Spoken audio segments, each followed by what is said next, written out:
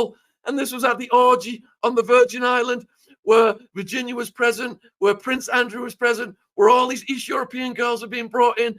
And Jeffrey and Prince Andrew, allegedly, according to Virginia, were laughing with Jean-Luc Brunel, saying these are the easiest girls to beat because they don't speak any English. They don't speak any English. Jeez. All right, so this is the tip of the iceberg. I mean, this is leading to so many other people, right? I mean, Prince Andrew, the Diddy thing, Jay-Z maybe. I think it also leads to Mariana Abramovich. I mean, there she is right there. I think she's also in the background of all of this. She's very, very powerful with the ritual abuse, right, Shaun? Yeah, it's a huge network. And we just had Juliet Bryant on the podcast. She spent almost 2 years with Epstein and Maxwell. She was transported around the world with Bill Clinton. And she said whenever Bill Clinton would get near her, he smelled of corpses and cleaning chemicals. And Kevin Spacey was there. And she revealed so many details from an inside perspective, not just conspiracy. She was actually there. Like sicko stuff, man. Like we're talking to the outskirts of the outer realms of our reality, that it's sick type of serial. Look at Jimmy Savile. I've written a book called Untouchable Jimmy Savile. We've got a documentary. It's free on YouTube. People can watch it. Untouchable Jimmy Savile.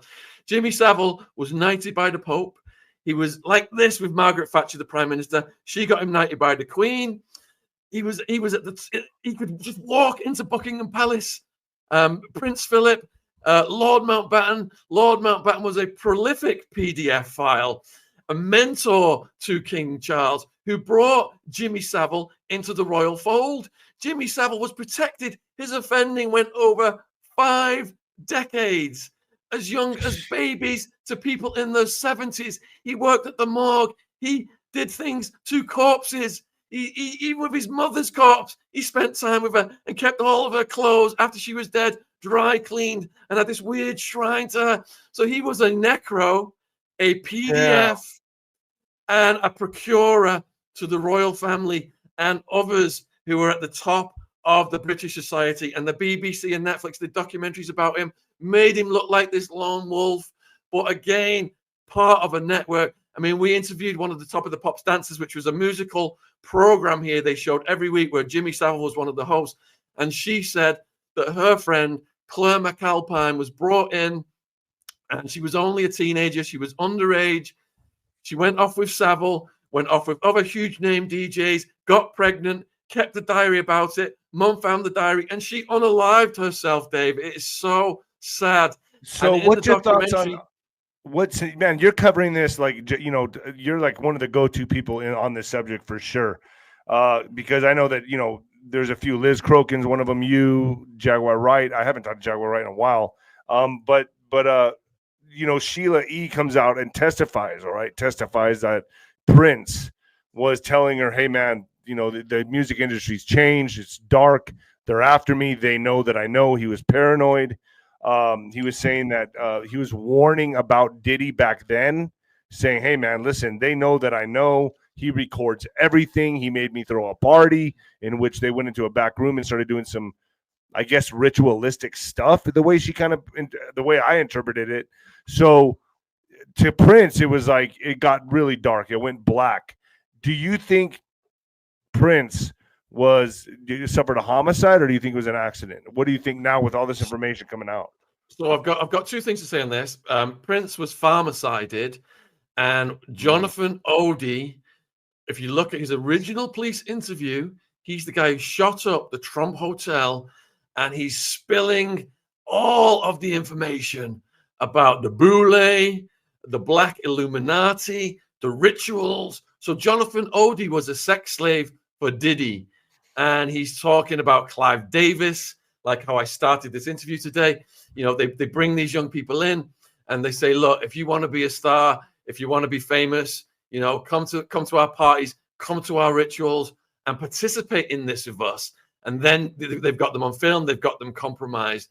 So absolutely, Diddy was in the mix like that. Jonathan Oddi, now people looking back at the police interview and they're like, this guy was so right. The cop was trying to shut him up about Diddy.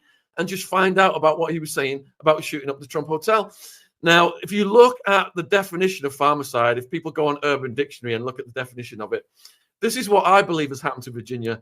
And Virginia, when they do the autopsy on her, I believe they're going to find a huge cocktail of big pharma medication. So what they do is, if you want your independence, like if you're a Michael Jackson and you want your independence, or if you're a Prince and you want your independence, you are worth far more to the label at that juncture in your life, dead, than you are alive. Oh, wow. So kind of like what they're doing with Kanye right now. So they get some quack Dr. Feel-Good doctor over-prescribing some MK Ultra cocktail of big pharma medication. That's the force on one side. The force on the other side is they put increasing pressure on you, so you're getting more stressed out, so you want to rely more on this medication, take more of it, increase the dose. If you look at the trajectory of Virginia, and even her lawyer, Boys, when he was on Piers Morgan, who I don't trust, even he said the Epstein collaborators that had not been named by Virginia, excluding Prince Andrew, to this day were performing black ops on Virginia.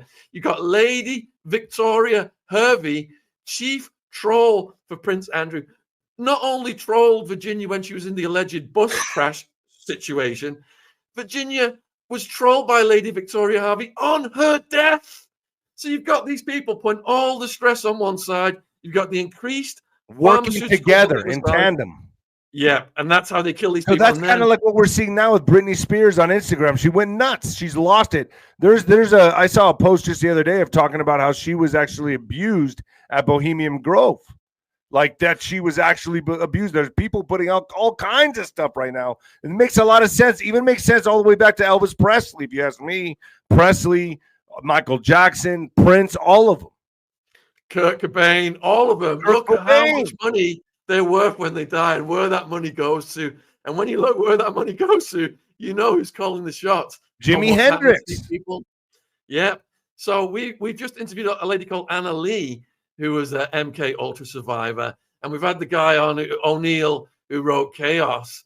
And if you look at the origin of MK Ultra and the CIA and the experiments of the Manson family, basically with the Manson family, they were replicating something that they'd done with rats and mice.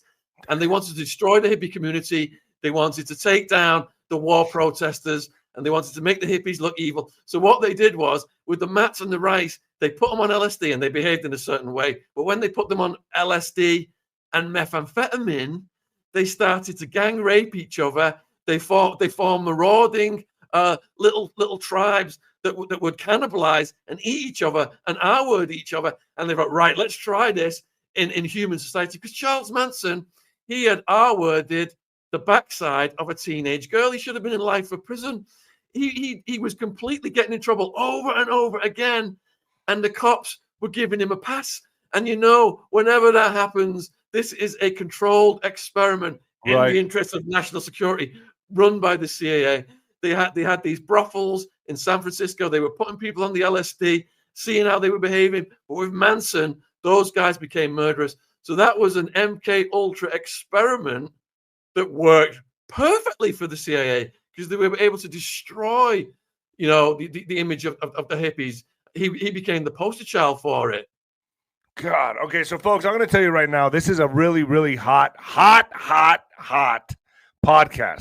So it's going to stay up on X. Alex, are you there? Yeah, I'm here.